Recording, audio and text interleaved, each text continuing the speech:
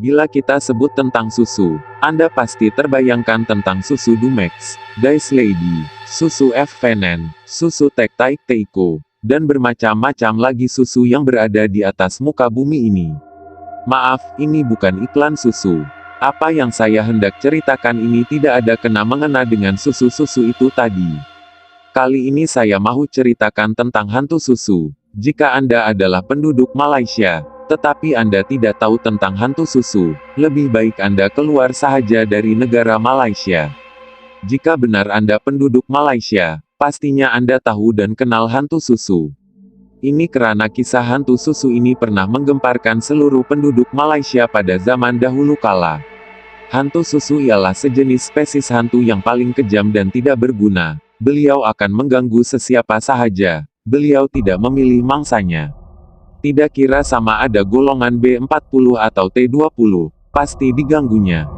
Ceritanya bermula begini. Dalam kesunyian malam, tiba-tiba Ahmad terdengar bunyi serigala menyalak di atas bukit. Dari mana datangnya serigala itu, aku pun tidak pasti.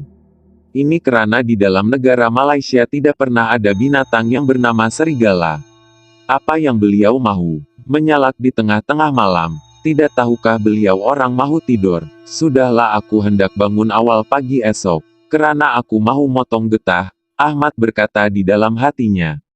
Sudah, lupakan saja tentang serigala tersebut. Karena itu tidak penting di dalam cerita ini. Malam itu memang sunyi, dan Ahmad merasa seram sejuk, macam cerita hantu saja. Oh, terlupa, ini memang cerita hantu. Dalam kesunyian malam, tiba-tiba, Ahmad terdengar bunyi orang mengetuk pintu rumahnya. Ahmad mula gelisah. Aduh, siapa pula yang datang rumah aku tengah-tengah malam ini? Kacau betul lah orang mahu tidur. Mungkin orang datang nak panggil makan kenduri, bisik hati kecil Ahmad. Tanpa membuang masa, Ahmad kemudian terus pergi membuka pintu. Alangkah terkejutnya Ahmad apabila melihat kelibat seorang perempuan berbaju serba putih yang lusuh. Berambut panjang, berwajah sungguh hodoh, bermata buta, lesung pipit di pipi. Rupa-rupanya makhluk itu ialah hantu susu. Siapa lagi kalau bukan makhluk haram jadah itu? Hantu yang sering menghabiskan susu-susu di rumah orang kampung, dan juga susu-susu getah orang kampung. Hantu yang tidak berperi kemanusiaan, dan tidak berhati perut, sungguh haram jadah. Ahmad tergamam, dan lutut Ahmad mula terketar-ketar. Ahmad tidak tahu apa yang perlu dia lakukan. Aku mahu susu, kurang manis oke, bisik hantu tersebut di telinga Ahmad. Ahmad tidak mampu berkata apapun, dan beliau terus pergi ke dapur lalu membancu susu. Sejam kemudian Ahmad siap membancu susu, dan terus memberikan susu itu kepada hantu susu tersebut. Hantu susu itu kemudian berkata, takkan susu sahaja, roti-roti tidak adakah? Hantu itu tanpa segan silu bertanyakan kepada Ahmad. Ahmad kemudian terus pergi mengambil roti 4 segi, dan terus menyumbat ke dalam mulut hantu tersebut. Nah, makanlah ke darah. Ahmad berkata kepada hantu itu dengan nada yang marah.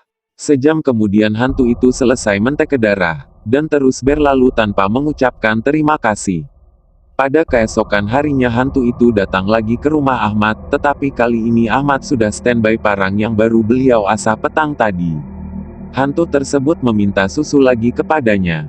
Haram jadah punya hantu. Ini sudah melampau. Hari-hari datang rumah aku minta susu. Habislah susu aku. Aku nak minum apa? Ahmad berleteir kepada hantu tersebut. Hantu tersebut kemudian berkata, aku tidak ada duit mahu beli susu. Tidak kesiankah dekat aku dahaga. Ahmad kemudian menunjukkan parang yang baru diasahnya petang tadi kepada hantu tersebut, sambil berkata, engkau nampak parang ini. Susu tidak ada, yang ada hanya parang ini sahaja. Marilah sini biarku menakek kepala engkau. Ahmad sangat marah sekali. Hantu susu itu kemudian terus menangis, dan terus melarikan diri lintang pukang.